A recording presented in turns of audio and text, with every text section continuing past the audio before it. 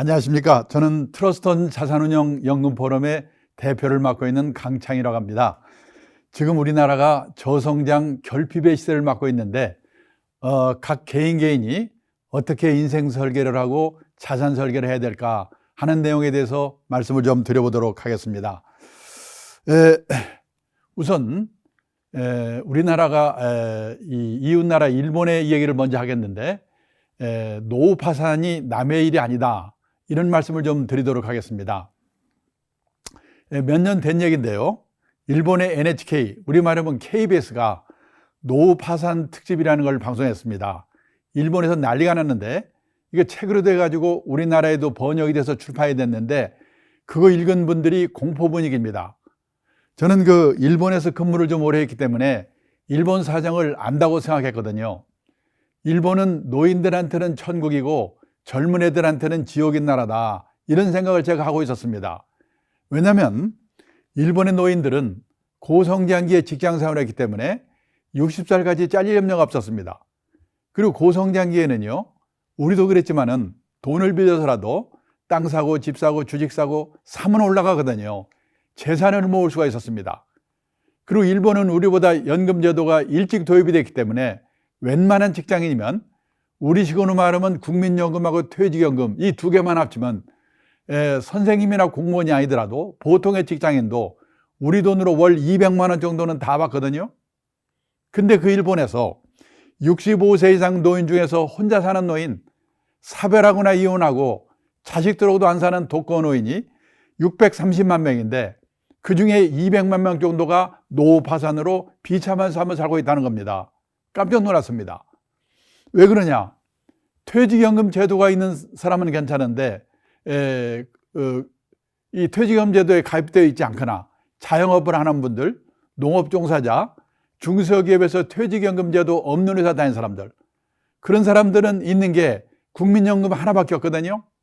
근데 일본은 국민연금이 우리와 달라가지고 우리 말하면 기초연금에 해당하는 겁니다. 우리 돈으로 1인당 65만 원 정도밖에 안 됩니다. 부부가 같이 있을 때는 둘이 합치면 130만 원, 일도 좀 하고 그러면 사는데요, 사별하거나 이혼하고 나면 이 65만 원밖에 안 되니까 어떤 사람은 한 달 식비를 우리 돈으로 10만 원으로 해결한다래요. 편의점에 가서 삼각 김밥 하나 사 먹고 끝낸다는 겁니다. 그 부자 나라에서. 그러다가 60이나 70이 돼가지고 몸이 아프기 시작하면 노후 파산이 되는데, 그런 사람이 200만 명이라는 거예요. 그러면 일본 사람들은 집은 다 있을 텐데 집 팔아 살면 될 거 아니냐. 참고로 일본의 주택보급률이 113.5%입니다. 우리나라 주택보급률 재작년에 보니까 104%. 그 일본에 웬만하면 집이 다 있어요. 근데 그 집이 믿을 수가 없는 겁니다. 제 친구가 동경 수도권에 살고 있는데 28평짜리 아파트에 살고 있습니다. 일본 사람들은 집을 크게 살지 않지요. 그 아파트를 1984년도에 우리 돈으로 계산해서 1억 2천만 원에 샀습니다. 그게 쫙 올라가지고 일본 집값이 제일 비쌀 때가 언제냐? 1991년 3억 6천만 원까지 올랐습니다. 지금 거기 살고 있거든요. 우리 돈으로 3천만 원, 4천만 원에도 안 팔린대요. 팔아봤자 1년 생활비가 안 되는 거예요. 그 일본 사람들은 예금을 많이 하기 때문에 그 예금에 넣은 돈을 헐어서 쓰는데, 문제는 옛날처럼 60이나 70에 세상을 떠나버리면 상관없는데 100살까지 사니까 예금이 바닥이 나고 몸이 아프기 시작하면 노후 파산이 되는데, 그런 사람이 200만 명이라는 거예요. 지금 우리나라는 아직은 고령화의 초입 단계에 있기 때문에 이 문제를 심각하게 얘기하는지만은, 우리도 10년, 15년 지나서 지금 일본 수준으로 초고령 사회가 되면 우리나라의 노후 파산 문제는 얼마나 심각하겠는가. 근데요, 일본은 집값이 떨어지더라도 가계 부채가 별로 없기 때문에 하우스푸어가 될 염려는 없는 거예요. 여기요, 일본의 각 가정에서 갖고 있는 저축액분지 부채액, 이거의 평균, 부채 비율이죠. 그래프로 이렇게 그린 건데요, 제일 높을 때가 언제냐? 20, 30대 179%. 그때는 집밖에 없는 거죠. 빚밖에 없는 거죠. 왜냐하면 그 사람들은 30년, 40년 월부로 집을 사기 때문에 집 사고 나면 빚밖에 없는 거예요. 근데 그거를 현역 시절에 계속 갚아가지고 퇴직할 때가 되면 빚이 5%밖에 안 남아요. 거의 빚이 없어요. 자, 근데요. 그러니까 거기 살다 그냥 가면 되는 거예요. 제 친구도요. 집값이 그렇게 떨어져 있는데도 우리 돈으로 3천만 원, 4천만 원에도 안 팔리는데도 아무 걱정 없어요. 우리 애들은 집 있지. 뭐 나는 여기서 그냥 빚도 없는데 살다 가면 되는 거지 뭐. 이러는 거예요. 근데 우리나라는요. 이 비율이 어떻게 되냐. 제일 높을 때는 마찬가지로 30대, 131%. 근데 보다시피 줄질 않아요. 퇴직할 때가 돼도 빚이 83%가 그냥 있어요. 우리는 왜 그러냐?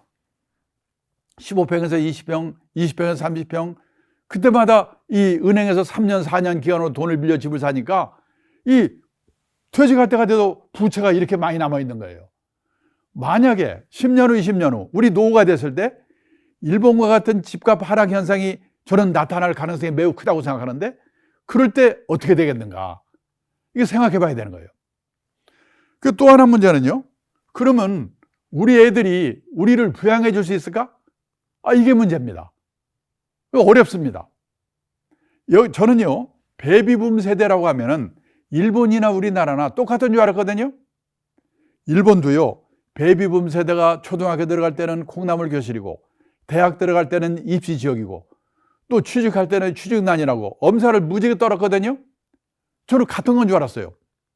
근데 보니까 일본과 우리나라의 베이비붐이 그 쇼크가 전혀 다른 거예요. 여기 우리나라와 일본의 합계 출산율의 추이라고 나와 있습니다. 출산율이면 출산율이지 합계는 왜 붙었을까? 저는 처음에는 부부가 합쳐서 합동으로 나니까 합계인가 보다 그랬는데 아니고요. 여성 한 명이 평생에 애를 몇 명 낳는가? 평균 2.2명을 낳고 세상을 떠야 그 인구가 줄지 않는데요. 근데 일본은요. 베이비붐 세대가 언제부터 시작하냐? 1947년부터. 대개 전쟁 끝나고 2년 후부터 애를 왕창 낳거든요. 그동안 참았던 거 한꺼번에 나니까. 47년에서 49년까지요. 4.5명에서 4.3명 기간이 3년. 50년에서 52년까지 3.7명에서 3.0명 기간이 또 3년. 베이비붐 기간이 6년으로 끝났어요. 그 다음부터는 2명대로 떨어져 1명대로 떨어져 70년 가까이 지금까지 오고 있는 거거든요. 근데 우리나라는 깜짝 놀랐는데요. 출산율 통계가 발표되기 시작한 게 1950년부터인데 6.25 전쟁 난리 통요대 애를 왕창 낳더라고요. 어떻게 낳는지. 이거 보시면요. 50년에서 66년까지 6.3명에서 5.0명 기간이 17년 계속됐어요. 그 다음에요. 67년에서 73년까지 4.8명에서 4.1년 기간이 7년. 그리고 74년에서 77년까지 3.8명에서 3.0명 기간이 또 4년. 28년 동안에 2,700만 명을 낳더라고요. 어떻게 낳는지. 자, 이 베이비붐 세대가 현역을 했을 때는 우리나라의 인구 구조가 세계에서 끝내주는 나라였어요. 좋은 나라였어요. 다 일하는 사람들이니까. 근데 이제 이 베이비붐 세대가 다 퇴직하고 나면요. 몇 명 낳지도 않은 이 출산율, 작년 같은 경우에 0.84명 했다잖아요.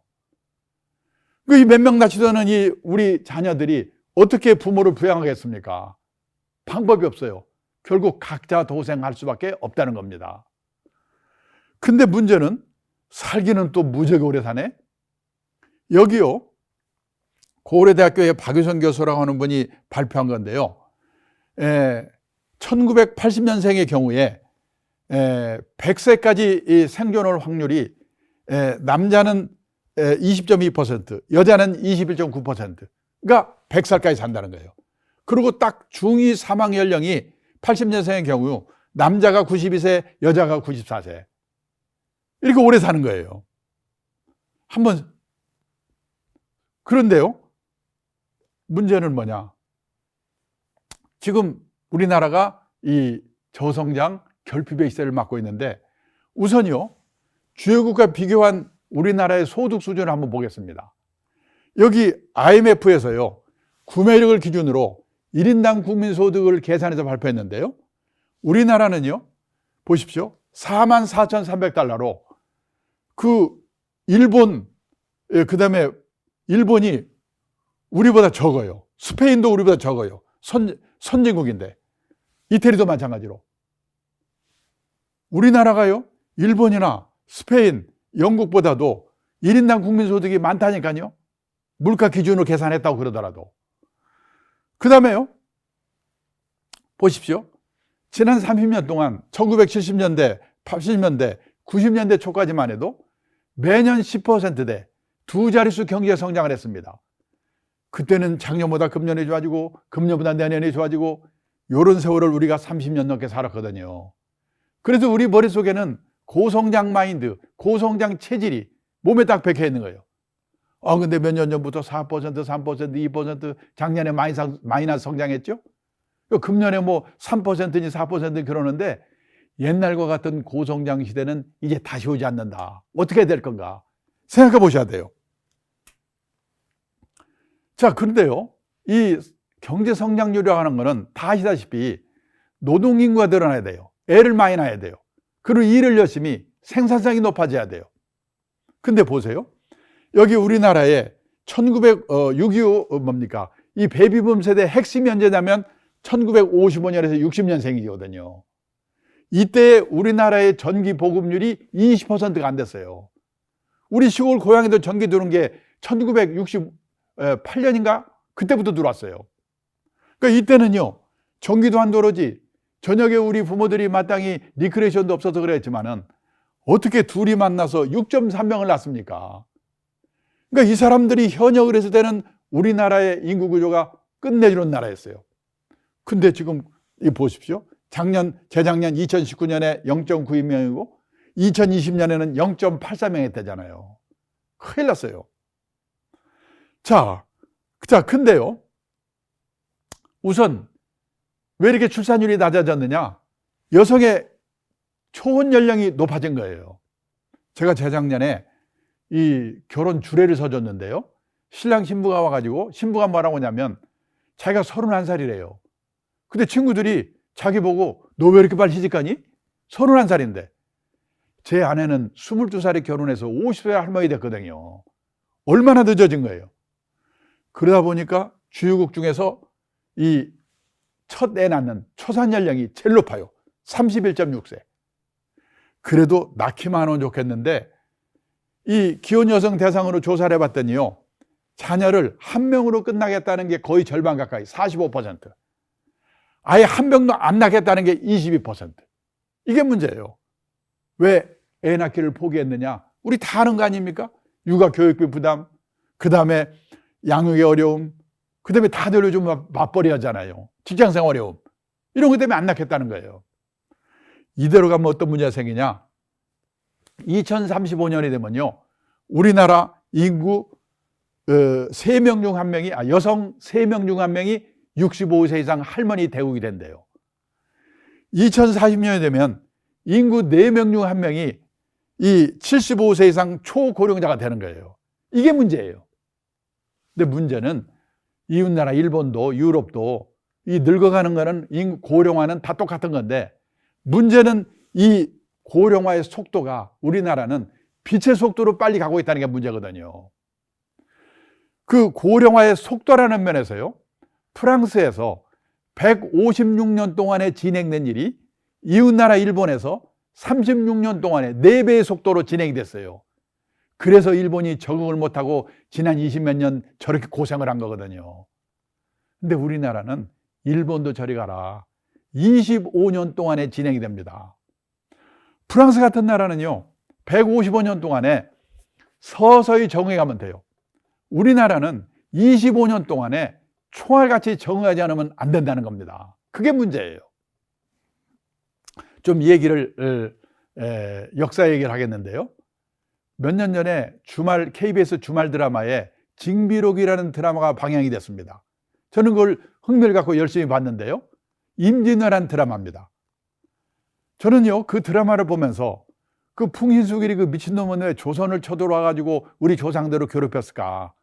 그때 제가 책을 한 권 읽었는데, 일본의 사카야 다이치라고 경제기획청 장관도 하고요, 경제평론가로 유명한 분이 있었거든요. 재작년인가 돌아가셨어요. 이분이 조직의 성쇠라는 책을 썼어요. 조직이 팽창할 때, 쇠퇴할 때 어떤 일이 일어나는가, 그런 내용을 쓴 책이에요. 근데 그 책을 제가 유심히 본 이유가 뭐냐면 거기에 우리와 관련된 얘기가 나오거든요. 그 책 처음에요, 임진왜란 얘기가 나와요. 1592년 임진왜란이 발발했죠. 그 전 100년 동안 일본이 전국시대였거든요. 전국시대라고 하는 거는 우리 말하면 삼국시대, 전국에 백몇십 명의 영주들이 치고받고 싸우는 거예요. 우리나라 같은 경우는 반도 국가이기 때문에 중국에서 쳐들어와, 일본에 쳐들어와, 이게 뭉치면 살고 헤어지면 죽기 때문에 흩어져서 있을 수가 없어요. 근데 일본은 섬나라 멀리 떨어져 있기 때문에 외적의 침입이 없으니까 지들끼리 싸우는 거예요. 그냥 100년 동안 전국에 백몇십 명의 영주들이 치고받고 싸우는 거예요. 그때요, 풍신수길이 뒤를 따라다닌 친구들은 매년 고성장하거든요. 왜? 싸워서 이기면 땅 뺏으면 나눠주고, 땅 뺏으면 나눠주고. 예를 들어서요, 풍신수리가 죽고 그 아들까지 마지막까지 충성한 놈이 있는데, 그 이시다 미츠나리라고, 이놈은요 25살에 영주가 됐어요. 그때 영주는 지금으로 말하면 삼성그룹의 계열사 사장이에요. 그러면 영주가 되면요, 요즘은 스톡옵션 같은 게 있지만은 그때는 땅을 받아요. 녹봉이라고, 녹봉. 풍신수길이한테 영주가 되면서 이시다 미츠나리가 23살에 영주가 돼가지고 쌀을 8만 가마니 생산할 수 있는, 4만 석을 생산할 수 있는 땅을 녹봉으로 받았어요. 그러면요, 그 녹봉을 가지면 이 부하, 가신을 1200명을 쓸 수 있답니다. 근데 그때 이미 700명의 가신이 있었거든요. 500명을 스카우트 해야 돼요. 출세했으니까. 한 달쯤 지나가지고요, 풍신수리가 이시다 미츠나리한테, 야, 너 한 달 됐는데 그동안에 이 가신, 쫄병 좀 스카우트 했냐? 예, 1명 했습니다. 야, 이놈아, 한 달이나 됐는데 아직도 1명밖에 못해서. 그게 누군데? 그 삼국지로 말하면 제갈공명 같은, 이름이 시마사콘이라고 그러는데 나이도 저보다 많고 너무나 유능하기 때문에 다른 영주들이 서로 스카우트 하려고 하는 거물을 이게 스카우트 했다는 거예요. 풍신수리가 놀래가지고, 너 같은 초짜 애송이 영주가 어떻게 그런 거물을 스카우트 했지? 그러면은 네가 받은 녹봉 4만 석 중에서 이 시마사콘한테는, 네 가신한테는 녹봉을 얼마나 줬냐? 나눠주거든요. 예, 4만 석 중에서 2만 석을 뚝 잘라가지고 2만 석을 줬습니다. 그러니까 풍신수길이가 세상에 영주하고 가신하고 녹봉이 똑같은 거 처음 봤네? 그러니까 이 이시다 미츠나리가 뭐라고 하냐면, 아니지요, 시마사콘이 유능한 사람이니까 그 사람을 제가 스카우트 해가지고 2, 3년 내에 제 녹봉이 10만 석으로 늘어날 거거든요. 그러면 그 사람은 2만 석, 나는 8만 석, 괜찮아요. 이게 고성장이에요. 저도 40몇 년 전에 회사 입사해가지고요, 신입 직원 때 회사 노조에서요 6개월 기한으로 월 3부 3% 이자, 연 36% 이자 주고 돈 빌려 집 산 일이 있어요. 3원 올라가니까 지금 같으면 죽으려고 환장한 거죠. 그게 고성장 시대예요. 그런데 일본을 통일해 보니까 조지에 뺏을 땅이 없는 거예요. 일본이 0% 시대가 돼버린 거예요. 100년 동안 전쟁만 한 놈들 그냥 두면 안 되거든요. 대책을 세워야 돼요. 우리 회사에서 불황이 오면 사장이 제일 먼저 하는 말이 뭐죠? 야, 팔아먹을 물건 좀 찾아봐. 신상품 개발. 근데 나라 입장에서 신상품이 뭐냐? 조선과 중국과 무역을 해가지고 돈을 벌어 해결하자. 근데 그 드라마에도 나오는데 이 조선과 중국이 외놈들하고 무역할 마음이 없다는 거예요. 그러면 두 번째 방법은 뭐냐? 새로운 시장 개척, 신시장을 개척하자. 이 100년 동안 전쟁만 한 놈들이니까 전쟁의 노하우는 끝내주는 놈들이거든요. 땅은 일본만 있어? 중국도 있고 조선도 있는데. 그래가지고 쳐들어온 거예요. 그때 우리는 활 쏘고 있는데 그놈들은 총을 쏘고 있더라니까요. 엎드려서 앉아서 이 사격수 훈련하고 있더라니까요. 그 우리나라에 쳐들어온 거예요. 그래서 7년 동안 땅을 뺏지도 못하고 고생만 하고 돌아갔거든요. 그 풍신수리가 죽고 그 아들이 물려받아가지고 그 유명한 도쿠가와 이에야스한테 망했어요. 도쿠가와 이에야스가 다시 일본을 재통일해가지고 제일 먼저 할 일이 뭐냐? 일본의 무사 사무라이들로부터 고성장 마인드, 고성장 체질을 뽑아버리는 일부터 시작한 거예요. 우리 남자분들은 기억이 나시겠지만은 이 논산훈련소에 입소를 하면요, 다들 오합지졸이거든요. 그러면 군기 잡으려면 어떡하죠? 조교가 나와가지고 너 나와 한 두 놈을 패버리면 그냥 조용해지잖아요. 마찬가지로 이 도쿠가와 이에야스가 자기 측근 중에서 수염 기르고 폼 잡는 놈, 대문 높이 세우고 폼 잡는 놈, 고성장 마인드, 고성장 체질로 날뛰는 놈들을 몇 놈을 잡아 죽여버렸어요. 그러니까 무사 사무라이들이 그걸 보면서 나는 고성장 마인드, 고성장 체질로 날뛰면 나는 죽는구나. 그래가지고 그때부터 일본의 무사 사무라이들이 내면으로 성숙돼 간 거예요. 교양, 인격 수양, 근면 중실. 그리고요, 조성장 시대에는 뭐든지 하나 확실하게 할 수 있어야 되거든요. 전문가가 돼야 돼요. 그래서 일본이 우리보다 몇백 년 앞서가지고 전문가 시대가 된 거예요. 우리가 또 당했잖아요. 저는 지금 우리나라가 바로 그 시기라고 생각합니다. 그러니까 옛날에 그 고성장 시대에 작년보다 금년이 좋아지고 금년보다 내년이 좋아지고 이런 세월을 우리가 30년, 40년 살았기 때문에 우리 머릿속에는 고성장 마인드, 고성장 체질이 아직도 많이 남아있는 거예요. 그걸 빨리빨리 버려야 된다는 거예요. 예를 들어서요, 우리 한번 보겠습니다. 지금까지 생각하던 이 주택에 관한 생각, 애들 교육에 관한 생각, 애들 결혼에 관한 생각, 내 노후에 관한 생각, 이런 생각들을 빨리빨리 바꾸고 이 저성장 시대에 맞게 바꿔야 된다는 거예요. 예를 들어서요, 우리 조상님들 산소 쓰는 이 장묘 문화 한번 생각해 보겠습니다. 제가 1988년 서울 올림픽 하던 해에 동경에서 근무를 하다가 아버지가 돌아가셔가지고 벼락같이 와가지고 산소 자료를 구하는데요, 없어요. 벽지를 갔더니 북향에 절벽 같은 데밖에 없어요. 그래서 어떻게 아는 분 통해서 천안에 모셨는데 그때 우리나라의 화장률이 거의 100%예요. 저는 그때 무슨 걱정을 했냐면, 그때 일본은 100% 죄송합니다. 우리나라의 화장률에 우리는 거의 다 매장을 했거든요.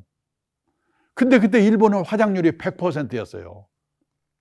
제가 그때 무슨 걱정을 했냐면, 이러다가 우리나라는 삼천리 강산이 무덤으로 덮이겠구나, 그런 걱정을 했어요. 근데요, 그로부터 10년 후 1998년에 SK그룹의 최종현 회장님이 돌아가시면서 화장을 했어요. 그분이 화장 캠페인을 한 분이거든요. 화장률이 우리나라 88년도에 15%였던 게 20%로 늘어났어요. 재작년인가요? LG그룹의 구본모 회장님 돌아가시면서 수목장을 했어요. 지금 우리나라의 화장률이 몇 퍼센트인 줄 아십니까? 지금 90%가 넘어가고 있어요. 깜짝 놀랐어요. 어느새 우리나라에 이렇게 이 화장 문화가 보급이 된 거예요. 지금은요, 산소짜리 구하기 어려운 게 아니라 화장장을 구하기 어려워가지고 이 장례식을 미루고 그러잖아요. 이런 식으로 세상이 바뀌는 거예요. 저는 다시 말씀드리지만 앞으로 이 주택에 관한 생각, 애들 교육에 관한 생각, 애들 결혼에 관한 생각, 내 노후에 관한 생각, 이런 생각을 180도 빨리빨리 바꿔야 된다는 거예요. 그 중에 하나가요, 가정경제 측면에서 절약입니다. 제가 어디 가서 절약을 얘기하면 많은 분들이 김새는 표정이거든요. 오늘 재테크 강좌라고 그래서 뭐 종목이나 하나 기발한 거 찍어줄까 하고 왔더니 겨우 한다는 말이 절약하라고? 아니, 세상에 그걸 모르는 사람이 어디가 있어. 다 그런 표정이실 거예요.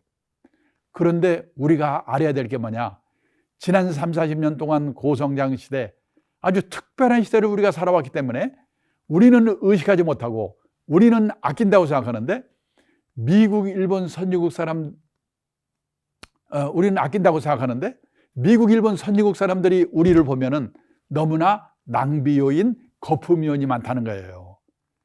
필요 없는 자동차, 재미교포가요 성공해가지고 서울에 사장 발령받아 와서 몇 달 살더니 뭐라고 하냐면, 서울에 와서 몇 개월을 살아보니까 서울처럼 대중교통이 발달된 도시가 몇 개 없다 이겁니다. 그런데 1km 가면서 자동차 끌고 가더라 이거죠. 그 사람들 눈에는 참 이상한 거예요. 필요 없는 자동차, 교육비, 결혼비용, 경조사, 앞으로 작심하고 아끼지 않고는 노후 준비가 안 되게 돼 있거든요. 얼마 전에 조선일보에 의미 있는 기사가 있었기 때문에 읽어드리겠습니다. 결핍의 시대 대비해 어떤 무기 준비하나요? 결핍은 있어야 할 것이 없어지거나 모자란 상황을 말합니다. 고도 성장 시대에는 이 있어야 할 것의 기준이 높아도 괜찮았습니다. 성취할 기회가 많았으니까요. 하지만 성취의 기회가 적고 평준화하는 이 저성장 시대에는 있어야 할 것의 기준이 높을수록 좌절하고 불행해질 확률이 높아집니다. 그래서 요즘 생각이 있는 부모들은 다른 것보다도 자기 애들에게 결핍에 적응하는 방식을 가르치고 있다는 거예요. 제가 얼마 전에 어느 모임에 갔더니요, 유명한 교수님이 제 옆에 있는데 외동딸이래요. 그해 봄에 대학을 졸업했는데 그때까지 취업을 못했답니다. 괜찮은 대학 나왔고 유명한 교수가 한 번만 부탁하면 안 될 것도 없는데 안 한대요. 재수해서라도 네 힘으로 들어가라. 결핍에 적응하는 방식을 가르치기 위해서. 자기 딸이 용돈이 구한 것 같은데 자기 돈이 있거든요. 주고 싶은 마음이 꿀떡 같은데 참는데요. 결핍에 적응하는 방식을 가르치기 위해서. 우리가 그걸 안 해가지고 우리 애들이 지금 장난이 아니거든요. 한 달에 10만 원 쓴 사람이 9만 원을 쓰게 되면 10% 절약한 겁니다. 고성장 고금리 시대에는 그까이 그 주식 사서 부동산 사서 10% 수익 내면 되는 거지. 다 그런 생각을 했거든요. 그런데 이게 저성장 저금리 시대에는 막말로 엿장수 맘대로 안 되거든요. 근데 절약은 하기에 따라서는 자기 의지대로 될 수가 있다는 거예요. 제가 10몇 년 전에 일본에 책방에 가니까 절약에 관한 책들이 쫙 깔려 있는 겁니다. 그때만 해도 신경일나게 돈 버는 책을 놓고 쪼잔하게 무슨 절약이야? 한번 시내 서점에 한번 들려보세요. 우리나라 서점에도 여자의 습관, 우아하게 가난해지는 법, 120만 원 한 달 살아보기, 이런 책이 쫙 깔려 있습니다. 선진국이 걸어간 길을 우리가 그대로 따라가고 있어요. 가면 갈수록 절약의 중요성이 높아질 겁니다. 근데 그 절약 중에서 중요한 게 뭐냐? 노후에 병원비, 간병비를 줄여야 돼요. 그러려면 건강해야 돼요. 제가 의사도 아닌데 건방지게 무슨 건강 얘기냐. 제가 지난 10몇 년 동안 경험을 해보니까 이 나이 들어서 아프면 장난이 아닙니다. 저 개인적인 얘기 죄송한데요. 저는 지난 10몇 년 동안에 부부가 암에 걸렸어요. 저희 집 사람은 농담으로 쌍암이라고 합니다. 그것도 살았으니까 그런 농담을 하죠.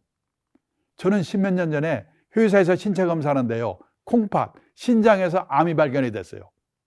다행히 초기 발견하고 콩팥은 2개이기 때문에 하나 잘라내도 사는데 지장이 없대요. 저는 10몇 년 전에 콩팥 하나 절제했습니다. 자, 그리고요, 3년 전인가? 이 전립선암이 또 생겼어요. 그 또 수술했어요. 근데 2번 다 항암 치료, 방사선 치료를 안 하는 덕분에 이렇게 활동하는 데는 지장이 없습니다. 근데 제 아내는요, 뇌종양 수술을 했는데 다행히 양성해서 문제가 없었고요. 그 다음에 직장암에 걸렸는데 수술하고 항암 치료, 방사선 치료. 이게 또 폐로 전이가 됐어요. 또 수술하고 항암 치료. 엄청나게 고생을 했고 지금도 고생 좀 하고 있습니다. 밤 10시가 되면 아프다고 고통을 호소합니다. 애들은 따로 살지? 간병인 맘대로 쓰기도 어렵지? 그때 제가 무슨 생각을 했냐면, 그래도 다행히 부부가 같이 있을 때 아프니까 이나마 다행이지. 혼자 되면 어떡할 건가? 이게 보통 문제가 아닙니다. 자, 그러니까요, 혹시 부부싸움 하신 분들 빨리 화해하세요. 자, 그러면요, 이 건강에 조심해야 되는데, 이 조심을 해도요, 아플 수가 있어요. 제 선배 한 분이 고등학교 때는 레슬링 선수, 대학 때는 미식축구 선수, 무지하게 건강한 분이었거든요. 얼마 전에 뇌졸중이 왔어요. 방법이 없어요. 건강에 조심을 해야 되는데 그래도 아플 수가 있어요. 그래서 뭐냐?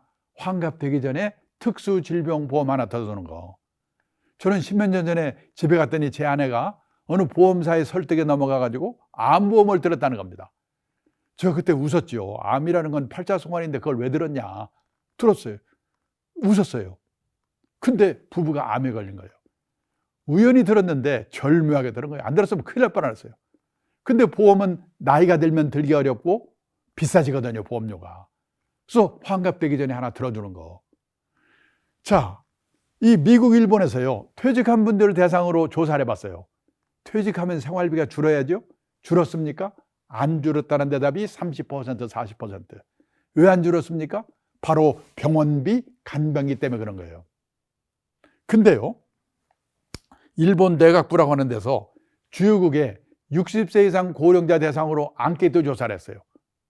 당신은 지금 건강하십니까? 그런데요, 미국, 일본 선진국 노인들은 60 내지 70%가 예, 건강합니다. 이렇게 대답했어요. 근데 우리나라 노인 중에는 예, 건강하다는 대답이 40%밖에 안 돼요. 우리가 훨씬 험한 인생을 살았기 때문에 그러겠죠. 그래서요, 언제 아플지, 치료비가 얼마 될지 모르는 건강 리스크는 보험으로 대응하는 거다. 재테크가 아닙니다. 그 다음에 더 중요한 게 뭐냐? 자식한테 들어가는 돈을 아껴야 자식도 망쳐먹지 않고 아낀 돈으로 노후 대비할 수 있다는 겁니다. 요즘 우리나라의 자녀 리스크, 이런 말이 유행입니다. 귀여운 자식이 뭐가 위험해? 위험해요. 내가 배석이 있어봤자 아들이 사업해서 실패, 신용불량돼, 손 내밀어. 우리나라 정서에서 안 도와주고 못 빼거든요. 그거 도와주고 쪽박에 살잖아요. 우리나라는요, 다 큰 자식이 부모한테 얹혀 사는 걸 캥거루라고 그러죠. 지금 우리나라의 캥거루가 얼마나 있는지 아십니까? 재작년인가 어느 통계를 보니까요, 서울에만 48만 5천 명이 있대요.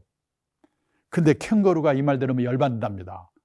캥거루는요, 짐승인데도 신통하게 지 새끼를 딱 1년 보호하고 쫓아버린대요.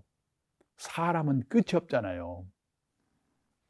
일본에서는 캥거루를 또 뭐라고 부르냐면 패러사이트 싱글이라고 부르는데, 번역하면 기생충적 독식이란 뜻이래요. 일본의 35세에서 44세까지 10년 인구가요, 1895만 명인데 그 중에서 결혼 안 하고 부모한테 얹혀 사는 기생충적 독신이 295만 명이랍니다. 부모가 돌아가시면 어떤 일이 생기냐? 직업 있는 친구는 그나마 괜찮은데 없는 친구들이 더 많거든요. 부모 사망 신고 안 하고 몰래 연금 담거나 아니면 극빈자로 전락한다는 거예요. 영국에서는 키퍼스, 부모의 노후 자금을 갉아먹는 자녀들. 그러니까 몇 억 있어봤자 이 자녀 리스크에 걸려버리면 아무 의미가 없다는 겁니다. 근데 지금 세계에서 우리나라처럼 자식한테 돈 퍼붓고 있는 나라가 없거든요. 대학 등록금이 비싸다고 그 난리인데 미국 등록금이 훨씬 비싸답니다. 그런데요, 우리나라나 일본의 부모들은 대학 등록금은 부모의 책임이다. 미국의 대부분의 부모들은 대학 등록금 자기들이 융자 받아도 다니고 취직해서 갚겠지, 그런다는 거예요. 아까 성공해서 서울 사장 발령 받아온 재미교포 그분은요, 이 연세대학교 2학년 때 미국에 있는 누나가 비행기표를 보내줘가지고 유학을 갔대요. 한 학기가 지나가지고요, 그때 등록금이 우리 돈으로 400만 원 고지서가 나왔답니다. 누나가 의사 부인이고 부자래요. 당연히 누나가 주겠지. 그 고지서를 누나한테 갖다 줬대요. 근데 그 누나가 완전히 미국화된 분이 돼가지고 자기를 빨리 보면서 그러더래요. 왜 이걸 나한테 갖다 주는 거야? 놀래가지고요, 그럼 어떻게 이웃집 아저씨한테 갖다 줄까? 네가 알아서 해. 냉정하게 그러더래요. 그때부터 코피 터지게 아르바이트하고 장학금 찾아보고 융자 받고 그래 졸업했대요. 지금 와서 생각해 보니까 그때 누나가 그 등록금을 척척 줬으면요, 자기 오늘처럼 못했을 거라고 하더라고요. 고마워하더라고요. 지금요, 세계에서 대학 진학률 1등인 나라가 어딘 줄 아시죠? 우리나라. 83%까지 올라갔다가 지금 69%로 떨어졌는데 아직도 1등이래요. 그런데 제가 3년 전인가 그 대전에서요, 그 장태산이라고 휴양림 있는 동네 있죠? 거기에 어느 시골의 중학교에 남녀공학하는 그 중학교에 이 1960년생, 61년생 환갑 좀 된 분들이죠. 40명이 동창회라는데 강의를 해달라고 해서 갔거든요. 동창회장이 저한테 그 60년생, 61년생 40명의 학력 분포를 보여주는데 대졸이 10%, 고졸이 50%, 중졸이 40%. 그 대학 진학률 10%가 83%까지 올라갔으니 그만한 대학생이 취직이 될 리가 없죠. 그러면요, 세계에서 2등이 어디냐? 이웃나라 일본. 확 떨어져서 55%. 근데 지금 일본에서요, 왜 대학을 다 그렇게 다 가야 되냐고 난리거든요. 그 유럽이나 미국 같은 데서는요, 그 대학이요, 다 자기가 등록금을 알아서 준비를 해야 되니까 그 공부 다 좋아하는 게 아니거든요. 공부가 싫고 학교가 시원찮으면 들어가봤자 취직도 안 될 거. 차라리 그 돈으로 장사하든지 딴 일 한다는 거예요. 이 일을 하다가 꼭 가고 싶으면 몇 년 후 다시 대학을 들어가든지. 근데 우리는 부모가 돼주니까 공부가 싫어도 학교가 시원찮아도 무조건 다 들어가니까 취직이 안 되잖아요. 근데요, 결혼 비용은 우리와 일본이 또 달라요. 일본에서는 젊은 애들이 결혼 비용 부모한테 신세 좀 지나면요, 이리저리 눈치 보다가 어떻게 조금만 좀 더 줄 수 없을까요? 이 정도거든요. 제 일본에 사장을 하고 있는 친구가 있는데요, 물어봤어요. 야, 네 딸 시집갈 때 결혼 비용 얼마 들어줬냐? 얼마 들어줬더라? 신혼여행 갈 때 150만 원 줬나? 우리 돈으로 1,500만 원 주고 끝냈대요. 사장인데. 근데 우리는요, 애들보다도 부모가 못 돼줘서 난리예요. 이 자식이 지 스스로 준비해서 가는 애들은 10%밖에 안 돼요. 문제는 금액인데 전국 평균 아들이 1억 4,400. 도시에서는 훨씬 더 들 거예요. 이게 왜 그러냐? 집 얻어주는 돈이 포함돼서 그렇잖아요. 저는 일본 친구한테 한국에서는 집을 얻어줘야 되기 때문에 돈이 이렇게 든다고 그랬더니 뭐라고 한 줄 아세요? 세상에 자식의 집까지 얻어주는 나라 처음 봤대요. 우리는 당연하다고 생각하는데. 문제는 또요, 사교육비 과외비입니다. 제가 재작년에 이 서울에서 40대 후반에 부부가 맞벌이 하는 커플 3커플을 인터뷰를 했거든요. 그 중에서 과외비를 제일 덜 쓰는 집이 이 집인데요, 부부가 맞벌이 해가지고 1억을 번대요. 많이 버는 거죠.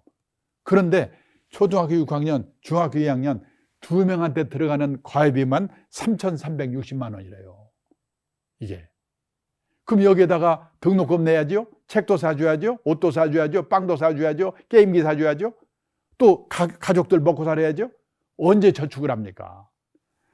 근데 문제는 계속 60, 70까지 이 돈을 1억씩 벌면 상관없는데 우리나라 직장인의 평균 퇴직 연령이 51.6세래요. 잡코리아가 조사해서 발표한 건데 50대 초에 직장에서 주된 직장에서 퇴직하는 거예요. 그러면 재취업을 해도요, 먼저 받던 직장의 월급의 절반 받으면 끝내주거든요. 재취업해가지고 연봉 2천만 원이 무지하게 어려워요. 근데 그때 애들은 대학생, 그 다음에 결혼해야 돼. 그때부터 돈 들거든요. 또 노부모 의료비, 요양비 들죠. 그래서 1억 연봉을 받던 커플들이 60, 70이 돼가지고 중산층에서 탈락한다는 거예요. 이게 문제예요. 그러면요, 그렇게 돈을 들어도 문제는 애들이 또 취직이 안 되잖아요. 제가 재작년에 일본의 가족 사회학자가 쓴 책을 한 권 읽었는데요, 거기에 우리나라와 일본 애들의 공통점을 쓴 책이에요. 제목이 젊은이에게 냉혹한 사회, 자녀를 과보호하는 부모, 이런 제목이에요. 일본도 지난 20년 동안 불황으로 취직이 안 돼가지고 냉혹한 사회였답니다. 근데 금년 3월에 졸업한 일본 대졸자의 취업률이 96%. 일본은 지금요, 구인난이에요. 우리나라 대학생들이 일본으로 취직하라고 한다고 난리잖아요, 지금. 그런데요, 우리나라 금년 2월에 졸업한 대졸자 취업률이 평균 67%랍니다. 여기에는 군대 간 애들, 대학원 간 애들 포함되어 있거든요. 그게 취직입니까? 그거 빼버리면 50%대로 떨어질 거예요. 둘 중에 하나가 지금 취직이 안 되는데 밥 좀 먹고 옷 좀 잘 입는 게 뭐가 중요합니까? 그러면 어렵게라도 취직만 하면 만수무강인가? 아니에요. 여기 경희대학교 신동균 교수님이 발표한 건데요, 남자가 주 직장에서 45세까지 근무할 확률 60세도 아닙니다. 50년 이전 출생자는 7, 80%였고 58년 개띠는 40%였는데 60년 이후 출생자는요 20%래요. 이제요 3년 다니다 관두고 취직해서 또 관두고 취직해서 또 관두고 평생에 6번 정도를 이직해야 겨우 60까지 다닌 세상이에요. 이제 시험 잘 보는 거 관계없어요. 이 고성장 시대에는요 신규 채용이 많기 때문에 시험 잘 봐가지고 좋은 대학 들어가서 취직하면 됐거든요. 저성장 시대에는요 신규 채용이 별로 없어요. 그러면 중소기업 같은 데 취직해가지고 몇 번 이직하면서 이 좋은 회사를 옮겨가야 돼요. 옥저의 신문에도 재벌그룹 뭐 10개 중에서 이 계속 정기 채용을 하는 회사는 뭐 3개밖에 없다고 신문 보도가 났잖아요. 없어요 이제.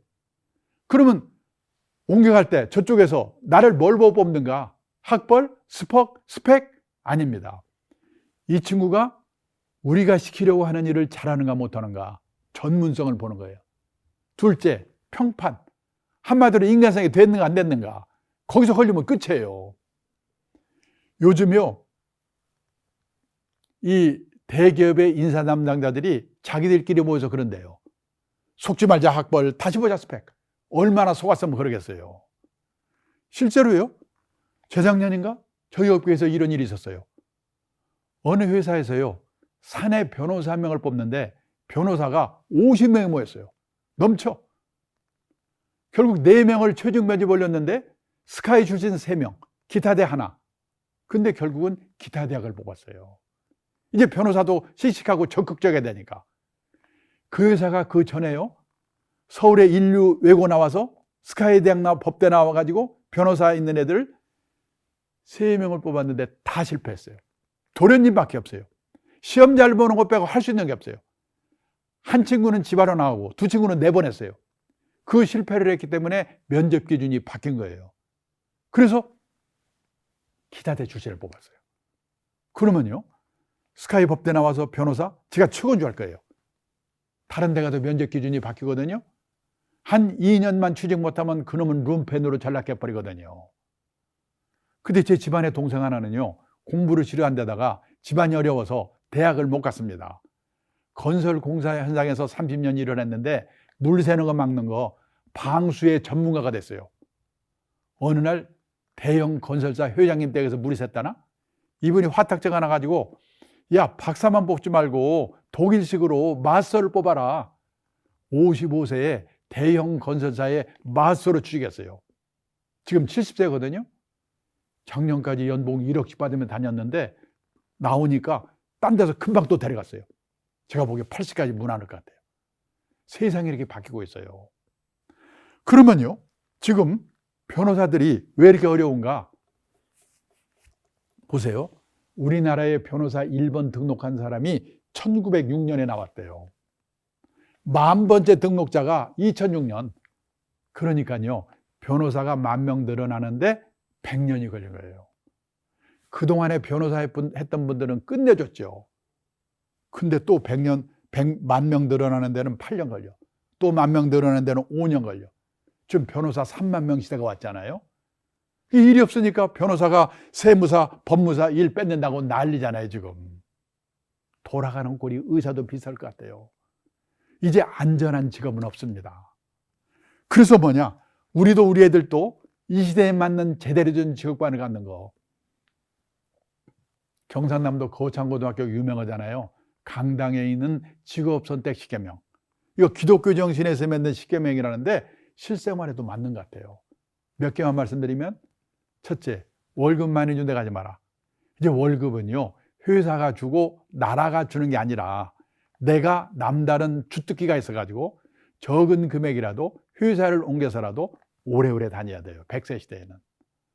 남들이 몰려가는 데 절대 가지 마라.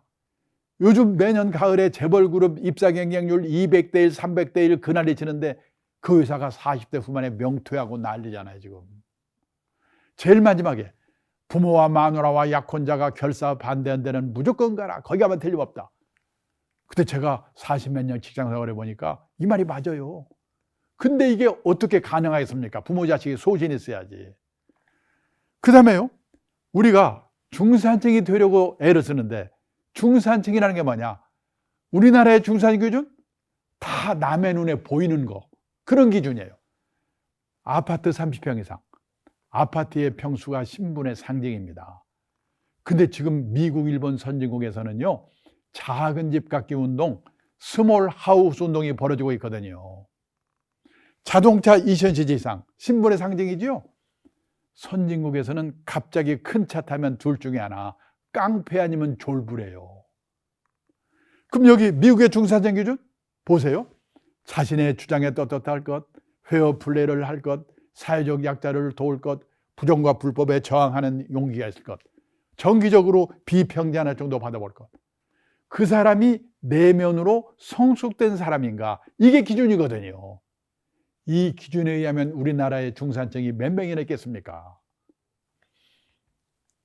그런데요, 이런 기준으로 우리가 이런 직업관을 갖고 이런 중산층에 관한 기준을 우리가 받아들이기 위해서는 남의 눈을 의식하잖아요.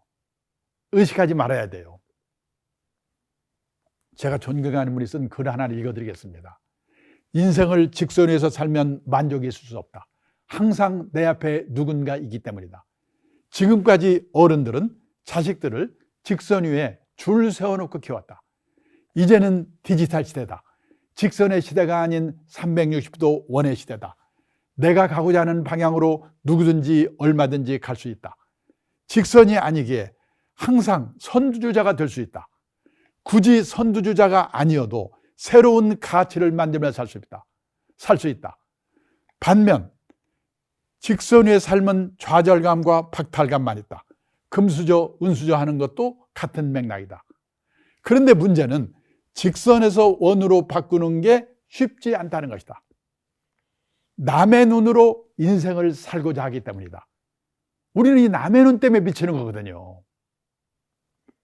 저는 미국에서 살아보지 않았기 때문에 사정을 잘 모르는데 미국에서 온 사람이 그러더라고요. 거기는 대학을 졸업해도, 학교를 졸업해도 넓은 천지에 흩어져 버리기 때문에 친한 친구 몇 명 빼고는 누가 어디서 뭐 하는지도 모른대요.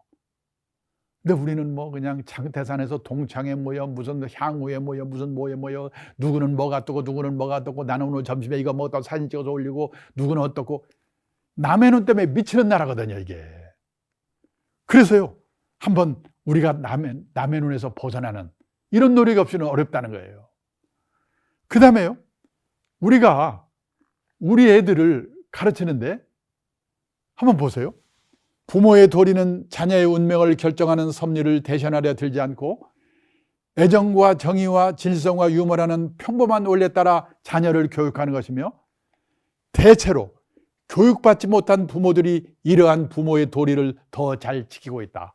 C.S. 루이스가 라는 사람이 한 말이에요. 배운 부모들이 나는 과연 부모의 도리를 제대로 지키고 있는가 생각해 보셔야 돼요. 거창고등학교 전 교장 선생님 하셨던 전성훈 선생님 모시고 제가 강의를 다녔는데, 그분이 뭐라고 하냐면요, 거창고등학교에 전국에서 우수한 애들이 많이 모인대요. 근데 제일 바람직한 학부형이 누구냐? 경상도 산청에서 농사지어서 애들 보낸 학부모. 그분은 내 아들이 대한민국에서 최고야, 네 마음대로 하라고 한대요. 골치 아픈 게 누구냐? 서울에서 온 교수 아들, 박사 아들, 고관 아들. 골치 아프대요. 간섭하고 그래가지고. 배운 부모들이 한번 생각할 필요가 있습니다. 그 다음에요, 우리가 애들에게 영어 수학 말고 가르친 게 있는가? 돈 관리를 가르쳤는가? 경제적 자립을 가르쳤는가? 근데 막말로 영어 수학은 못해도 밥 먹고 살거든요. 근데 돈 관리, 경제적 자립 이거 모르면 평생 고생하거든요. 제가 얼마 전에 책을 쓰면서 조사해 봤는데요, 미국의 고등학교 교과서에는 이 돈 관리, 경제적 자립 이 내용이 40몇 페이지 나오더라고요. 우리는 몇 페이지 되지도 않는데 선택을 안 해. 수능에서 경제 선택한 애가 뭐 1.5%?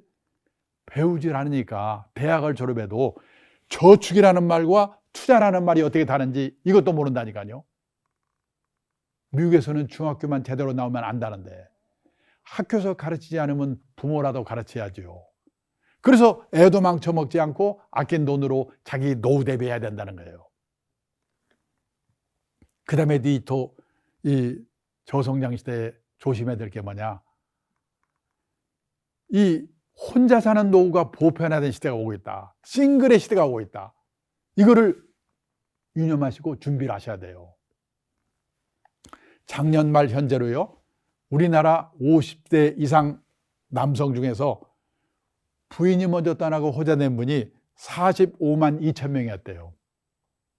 여성분들은요, 남편 먼저 떠나고 혼자 된 분이 269만 6천 명이었대요. 대개 남편이 먼저 떠나니까.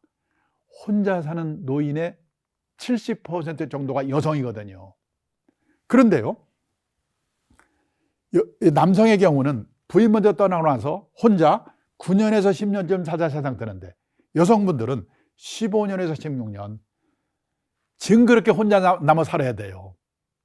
이게 싫으면 어떻게 하면 되는가? 연하의 남자와 결혼하면 됩니다. 그래서요, 작년에 결혼하는 백상 중에서 초혼인 경우에는요, 19쌍이 연하의 남자와 결혼했다는 거예요. 근데 이미 결혼하신 분들은 뒤늦게 물릴 수도 없고 어떡하셨습니까? 준비나 단단히 하는 수밖에. 정상적으로 결혼해서 살아도 이렇게 혼자 남아 사는 기간이 긴데, 요즘 뭐가 또 문제냐? 돌싱입니다. 돌아온 싱글. 결혼했다가 이혼한 분이요, 1970년대만 해도 연평균 15,000건 정도밖에 없었거든요. 그런데 2019년에는 11만 800건으로 늘었어요. 엄청나게 늘었어요. 옛날에 우리 어머니 세대들은요, 결혼해서 실망을 하면 팔자라고 생각하고 희망을 버렸는데, 요즘 여성들은 결혼해서 실망을 하면 남편을 버린답니다.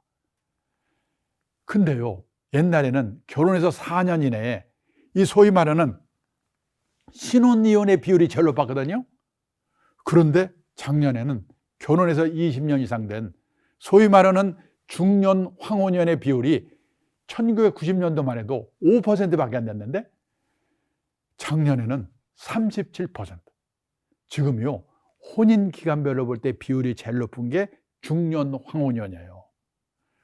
저는 그 20년대 초에 일본에서 나리다 이혼이라고 그래가지고, 이 막내 아들이 결혼해서 신혼여행 떠나고 나면 이혼을 하자고 부인이 남편한테 이 선언하는 그 황혼이혼이 유행이라고 그래서, 저는 황혼이혼이 일본이 무지하게 많은 나라고 우리보다 많은 나라라고 생각했거든요. 아니더라고요. 제가 조사해 보니까요, 우선 이혼율 자체가 우리가 일본보다 높아요.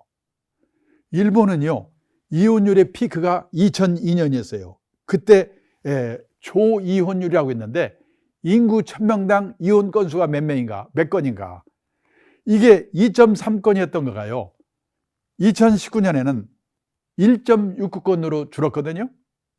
근데 우리나라는 이 초이혼율이 제일 높을 때가 2003년 IMF 나고 몇 년 후에 3.4명이었어요. 3.4건. 그게 2.1건으로 늘었거든요. 그런데 문제는 이 황혼연의 비율이요, 결혼해서 20년 이상 된 일본은 19.4%인데 우리나라는 37.2%예요. 그러니까 이혼율 자체도 우리가 일본보다 높고, 그 다음에 황혼연의 비율이 일본은 19.4%인데 우리나라는 37.2%라는 거예요. 그러니까 우리나라가 훨씬 앞으로 황혼연에 더 조심해야 돼요.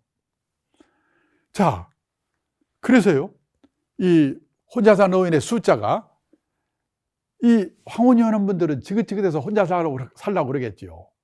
그래서 일본은 65세 이상 노인 중에서 혼자 사는 독거 노인이 702만 명, 전체 노인의 19.4%. 우리나라는요, 혼자 사는 노인의 숫자는 아직은 159만 명. 왜? 인구가 일본이 우리의 2.4배고 이 노인 비율이 일본이 우리의 2배 가깝거든요. 그러니까 숫자는 159만 명인데 전체 노인에서 차지하는 비율은 19.6%. 일본보다 오히려 높아요. 5분 중에 1분이 혼자 살아요. 그런데 우리는요, 전체 인구 중에서 65세 이상 노인 비율이 16%. 일본은 30%, 2배가 가야 돼요. 앞으로 10몇 년 지나면 우리도 일본 수준으로 초고령 사회가 될 거예요. 그때 가면 우리나라도 혼자 사는 노인의 숫자가 얼마나 많아지겠는가. 자, 노후에 혼자 살게 되는 거는요, 첫째가 사별이 있습니다. 지금 이 황혼이혼이 있습니다. 근데 우리나라는 사별은 일본과 우리가 공통이고, 그 다음에 황혼이혼이 많아서 또 혼자 사는 노인이 많은데, 일본의 경우는 또 뭐냐? 아예 결혼 안 하고 나이 든 분이 많은 게 문제예요. 그거를 50살까지 결혼 한 번도 안 한 사람을 뭐라고 하냐면 생애미혼, 평생미혼이라고 하거든요. 이 평생미혼율이요, 우리나라는 1980년도만 해도 남자가 0.4%, 여자가 0.3%. 그때는 결혼 안 한 사람이 거의 없었거든요. 그런데 작년에는 남자가 16.8%, 여자가 7.6%로 늘었어요. 생애미혼율이. 근데 놀란 건요, 이웃나라 일본입니다. 일본 남자의 26.7%, 거의 3명 중 하나. 여자의 17.5%, 5명 중에 하나가 50살까지 결혼 한 번도 안 한 사람이래요. 그 나이 드니까 혼자 사는 사람이 많은 거예요, 일본은 또. 그런데요, 뭐가 좋은 거라고 우리가 일본을 열심히 따라가고 있거든요. 2035년에 되면 우리나라, 일본 다 똑같이 남자는 30%, 여자는 20%가 결혼 한 번도 안 하고 갈 거래요. 내 아들이 내 딸이 이 안에 들어간다. 생각해 보셔야죠. 그럼 생각해 봅니다. 옛날에 우리 세대는 왜 다들 결혼들을 했을까? 그때는 결혼을 하면 부모 밑에 있을 때보다 좋아질 확률이 높거든요. 한 방에 형제 우르고 살다가 결혼하면 세 방 살이라도 단둘이 삽니다. 이불도 새 거고. 그런데 지금 결혼해가지고요, 부모 밑에 있을 때보다 좋아질 확률이 거의 없거든요. 아니, 부잣집 도련님 하다가 가난한 집에 가장으로 가라면 가고 싶겠어요? 나중에 후회하지 마시고, 이놈들이 고등학교만 졸업하면요, 무조건 내쫓아서 불편하게 만들어야 돼요. 안 나가라면 돈을 받든지. 뭔가 특단의 조치가 없는 한 이 싱글의 시대를 지금 막을 수가 없게 되어 있습니다. 그래서요, 가족은 해체가 되고, 노인동거, 시골 가보세요. 마을 안에 노인애들 모여 살잖아요. 그리고 여기서 만난 사람, 취미가 같은 사람이 오히려 가족보다 더 가까워지는 새로운 유연사회가 형성이 되고 있다는 거예요. 이거는 좋고 나쁘게 문제가 아니라 세상이 이렇게 바뀌고 있는데 나는 앞으로 어떻게 할 건가 생각해 보셔야 돼요. 지금 우리나라는요, 인구가 5,200만, 가구 수가 2,100만 가구. 그중에서 젊은 사람들 혼자 사는 1인 가구, 독거노인 1인 가구 합쳐서 우리나라도 1인 가구 비율이요, 가구 원수로 볼 때는 제일 높아요, 지금 우리나라도. 그런데 유럽 가면 훨씬 높거든요. 스웨덴은 전국 평균 57%, 수도 스톡홀름은 60%가 넘는데요. 온 천지가 그냥 혼자 사는 거예요. 그러면 스웨덴은 우리보다도 우울하고 불행한 나라일 것 같죠? 근데 스웨덴이 세계에서 5번째로 행복한 나라래요. 왜? 혼자 살더라도 연금이 발달돼 있어가지고 죽을 때까지 먹고 살 걱정은 없는 거예요. 또 혼자 살더라도 지역사회, 이런 새로운 유연사회에서 외롭지 않게 행복을 찾는 방법을 미리미리 준비했기 때문에. 문제는 우리도 이렇게 가고 있는데 나는 앞으로 어떻게 할 건가 생각해 보셔야 돼요. 제가 10몇 년 전에요, 일본에 책방에 가니까 이런 책들이 쫙 깔려 있는 거예요. 혼자 사는 노예들 쓴 책입니다. 그때만 해도 참 별로 책도 다 있네, 사온 거거든요. 근데 이게 일본 얘기가 아니에요. 제가 얼마 전에 책을 한 권 써가지고 시내 용품공고를 갔는데요, 한쪽에 화제의 책이라는 코너가 있는데요, 거기에 혼자 사는 삶에 대한 책이 20권이 쫙 있더라니까요. 깜짝 놀랐어요. 보세요, 문제인가. 혼자 사는 노후 어떻게 대비할 거냐, 혼자 사는 노후 두렵지 않다, 혼자 사는 노후 즐겁게 사는 방법. 남자분들은 마지막 책 잘 보세요. 여자의 활로, 남자의 말로. 남자분들은요, 사모님한테 잘하셔야 돼요. 부부가 같이 살다가 나이가 들어가지고 남편은 혹시 부인이 먼저 돌아가시면 갑자기 심약해진답니다. 그래서 3년 이내에 돌아가실 확률이 높대요. 부인이 돌아가셨는데 10년 이상 사는 남자는 아주 독한 남자래요. 근데 여성분들은 같이 살다가 남편이 먼저 돌아가시면 의리상 한 달 슬프답니다. 그리고 그 다음부터는 오히려 귀찮은 존재가 없어져가지고 15년 이상 산다. 앞에서 보셨잖아요. 이런 책이 지금 일본에서 70만 부, 100만 부씩 팔고 있고 우리가 뒤따라가고 있어요. 왜 그럴까요? 오래 사니까. 자, 그래서요, 이 혼자 사는 노후가 보편화된 이 시대에 어떤 준비가 필요한가? 제일 중요한 게 연금이죠. 먹고 살아야 되니까. 그 다음에요, 환갑 넘어가면 건강하던 사람이 아플 수가 있어요.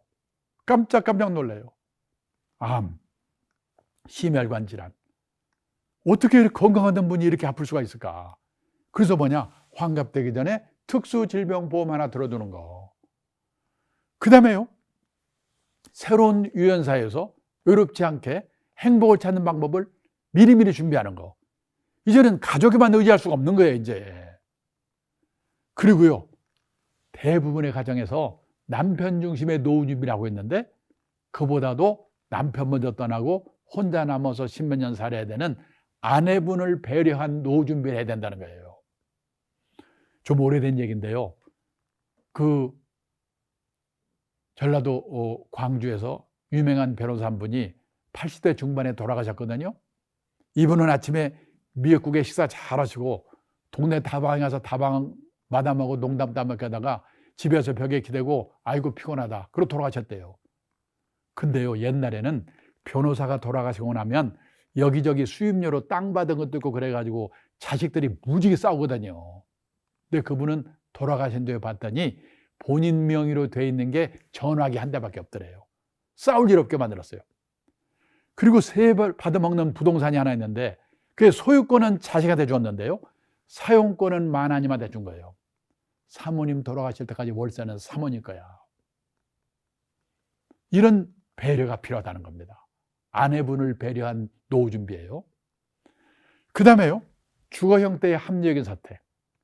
한마디로 말씀드려서 대형 고층 아파트를 나이 들어서는 조심하셔야 되는데요. 이건 나중에 또 말씀드릴 기회가 있을 겁니다. 그 다음에 가족의 해체가 일어나고 있는 한편에는요, 가족 회복 운동이 일어나고 있어요.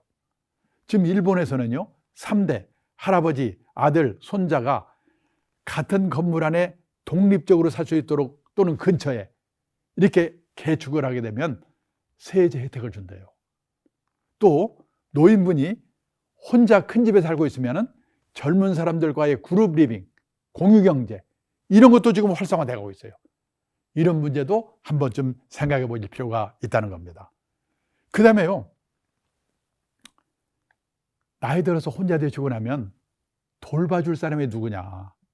사실 저도요, 지금 이 나이 돼가지고 걱정이 제일 뭐냐. 저 먼저 떠나고 나서 혼자 남아서 10년 넘게 살아야 되는 아내가 아플 때 누가 돌봐줄 건가. 지금 일본에서는요, 개호 난민, 개호 대란 이런 말이 사회 문제가 되고 있어요. 저는 일본은 그런 준비가 잘 된 나라라고 생각했거든요. 이 개호는 우리말로 말하면 간병, 돌봄 이런 뜻이거든요.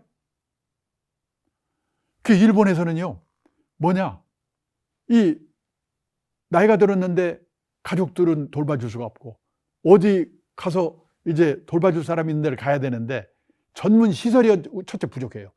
둘째, 그 개호 요원이 부족해요.